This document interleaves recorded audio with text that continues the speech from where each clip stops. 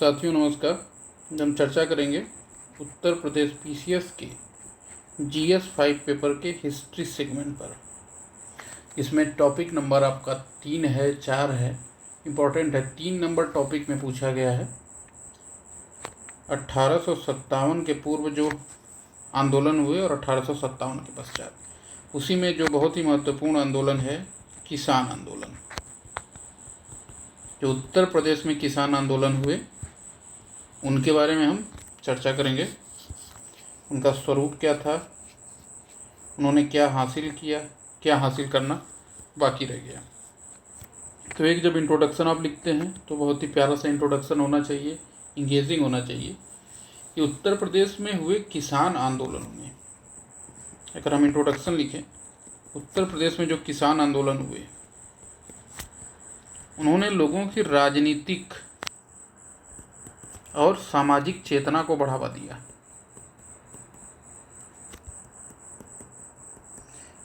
और जितने भी आगे आंदोलन हुए उनके लिए आधार बनाया। इसने क्या किया, जैसे हम खेत में फसल उगाते हैं तो भूमि का उपजाऊ होना जरूरी है, तो इसने भूमि को उपजाऊ बनाया किसान आंदोलन में। जैसे कहा जाता है कि 1857 का जो विद्रोह था वो वर्दीधारी किसानों ने ही किया था। तो आप कह सकते हैं कि किसान आंदोलनों की ऋण थे।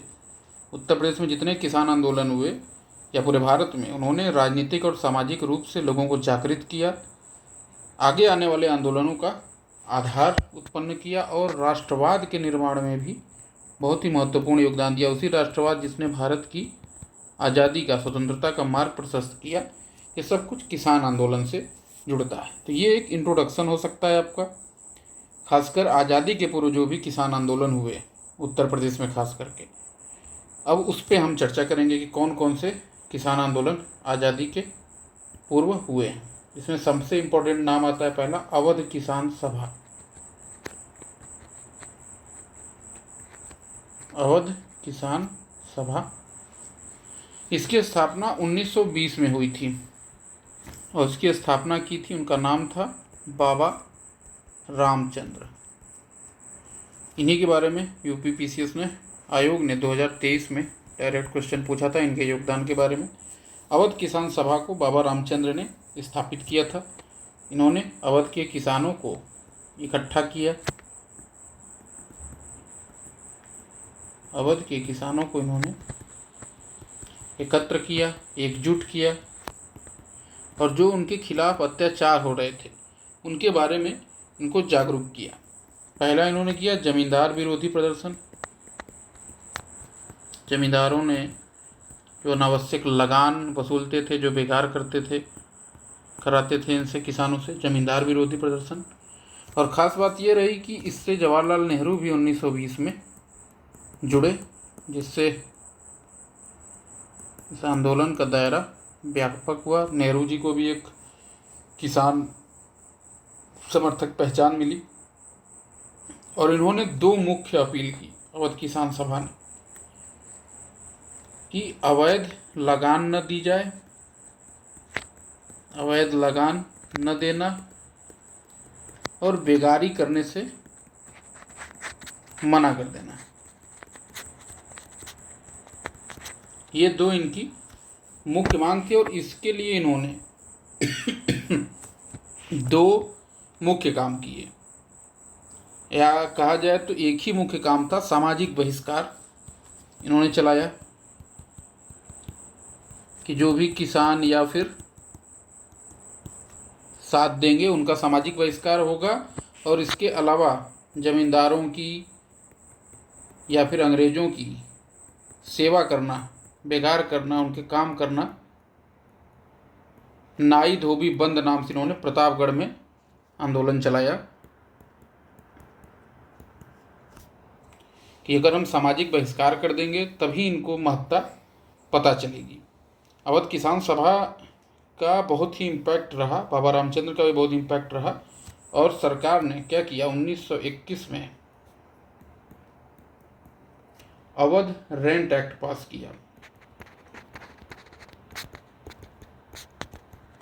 अवध रेंट एक्ट और मालगुजारी संशोधन अधिनियम और काफ़ी कुछ इनकी मांगों को मान लिया गया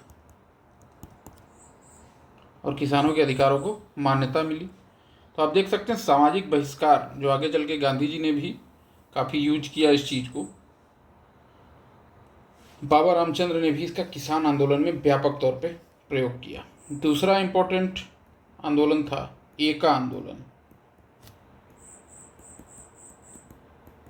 ये भी अवध में ही था, सीतापुर, हरदोई जैसे लखीमपुर जिलों में फैला हुआ, और इसके दो प्रमुख नेता थे, मदारी पासी, नाम उल्लेख करना आवश्यक है, और सहदेव।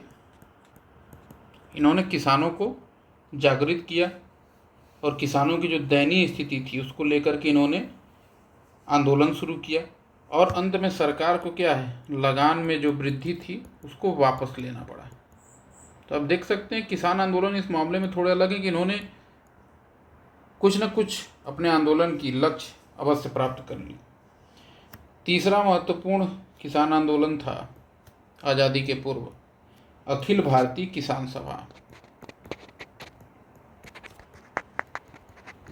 अखिल भारतीय किसान सभा, इसकी स्थापना 1936 में लखनऊ में हुई थी, और इसके पहले अध्यक्ष कौन थे, स्वामी सहजानंद सरस्वती।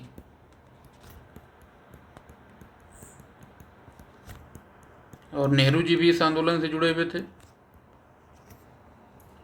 इसने खास बात है कि जमींदारी के उन्मूलन का आह्वान किया, जो कि खासकर आप देखेंगे जब आज़ादी के बाद है, इसकी मांग को माना गया। उत्तर प्रदेश में भी लागू किया गया, अन्य राज्यों में भी लागू किया, और इसके लिए इसने बहुत ही संगठित तरीके से काम किया। किसान सम्मेलन और किसान बुलेटिन दोनों का आयोजन किया।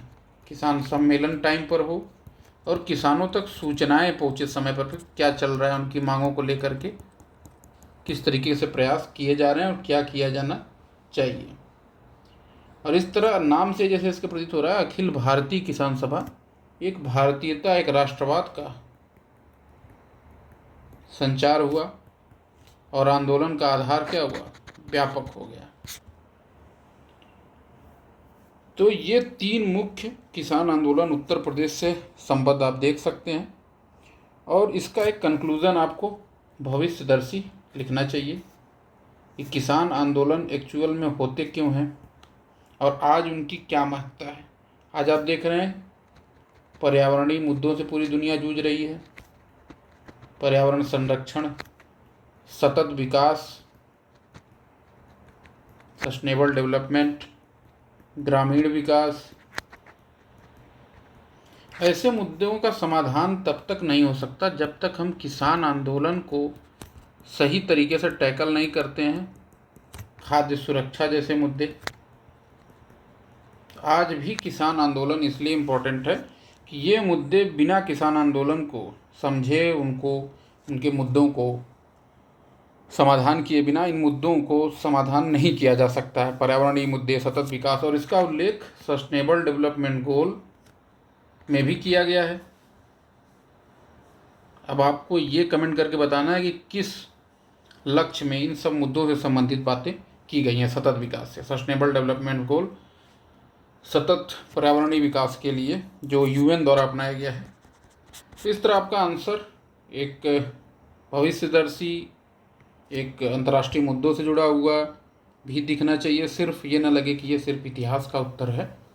इसलिए आपको ये जो कोई भी किसी भी पार्ट का क्वेश्चन हो, हिस्ट्री का हो, पॉलिटी का हो, इकोनॉमी का हो, उसको अन्य जो आयाम है उनसे जोड़ना है। और GS5 आपका डायरेक्ट GS फर्स्ट पेपर से लिंक है। इसमें आप पढ़ेंगे भारतीय संस्कृति के इतिहास में प्राचीन काल से आधुनिक काल तक के कला, रूप, साहित्य, इन सब चीज़ों की बातें की गई हैं। तो GS के सारे पेपर को आपस में लिंक करके आंसर लिखना है, तभी आपका आंसर एक कंप्लीट आंसर होगा।